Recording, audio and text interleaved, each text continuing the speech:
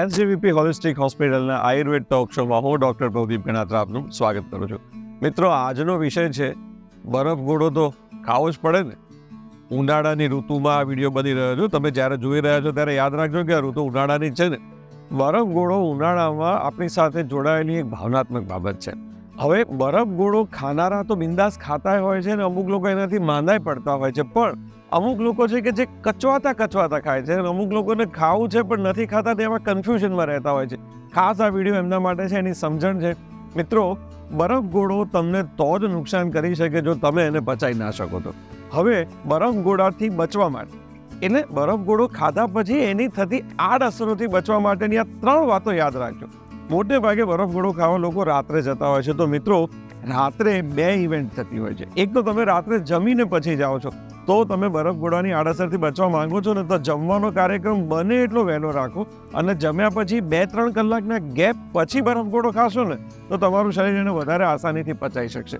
બીજી બાબત યાદ રાખજો કે બરફ ગોળો ખાવા તમે વ્હીકલથી પણ જઈ શકો અને ચાલતા પણ જઈ શકો. અને ચાલતા જવાનો ફાયદો એ છે કે તમે પાછા પણ ચાલતા જ આવશો ને.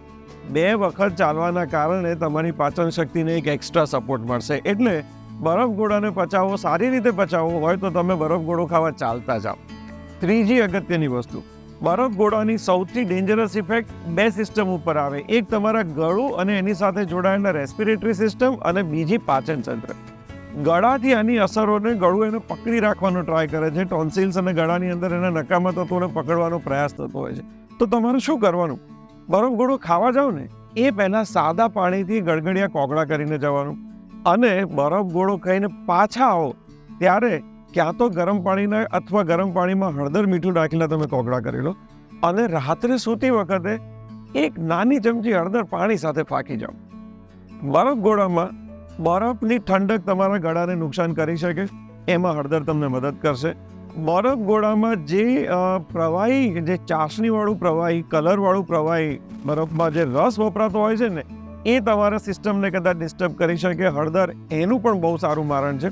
હવે આ 2 વસ્તુ કર્યા પછી જો તમે, ઘણા લોકો કોગળા નથી કરતા, એને શું થાય છે, એ કલર ગળામાં ચોંટી રહે છે આખી રાત. જેટલો વધારે ટાઈમે ચોંટેલો રહેશે ને એના કારણે તકલીફ થવાની શક્યતા વધી જશે. એટલે એટલીસ્ટ કોગળા કરી લેશો અને હળદર લઈ લેશો તો તમારું કામ સહેલું થઈ જશે. ઘણા લોકોને અમુક બરફ ગોળાના કલરની એલર્જી હોય છે, એમણે બહુ જ કાળજી રાખવી જોઈએ. એલર્જીને એમણે ઓળખીને એનાથી બચવું જોઈએ. જે લોકોને ઓલરેડી શરદી કફ ને તાવની તકલીફ હોય એમણે થોડોક વિવેક રાખવો જોઈએ. જેને શરદી કફની તકલીફ નથી પણ એની પ્રકૃતિ એવી છે કે ઠંડુ ખાય ને તરત ગળું પકડાય છે, તો રાતના બદલે લોકો કદાચ સાંજે ગોળાની લારી શરૂ થાય ને ત્યારે લઈ લે તો એનો અસરથી બચી શકે. અને હાઇજીનની કાળજી તો મિત્રો રાખવાની જ છે. હવામાં પ્રદૂષણ પુષ્કળ વધી ગયું છે, એને કારણે તમે શ્વાસ લેવાનું બંધ નથી કરતા. રોડ ઉપર એક્સિડન્ટ કેટલા બધા થાય છે, તો વ્હીકલ ચલાવવાનું બંધ નથી કરતા. હવે શાકભાજી ને ફળફળાદીમાં પણ કેટલા બધા પેસ્ટિસાઇડ ને કેમિકલ છે, તો એ ખાવાનું બંધ નથી કરતા. આવી દલીલો કરીને લોકો બરફ ગોળો ખાતા હોય છે, પણ એની સાથે તમે આ 3 બાબત જોડી દીધી. ચાલતા જાઓ, કોગળા કરી લો અને હળદર ખાઈ લો, તો બરફ ગોળાથી માંદા પડવાની જે આખી પ્રોસેસ હોય છે ને એમાંથી તમે તમારી જાતને બચાવી શકો છો. અને જઠરાગ્નિની પાચનની ક્ષમતા જેટલી વધારે હશે ને, એ લોકોને બરફ ગોળો કશું માંદો પાડી શકતો નથી.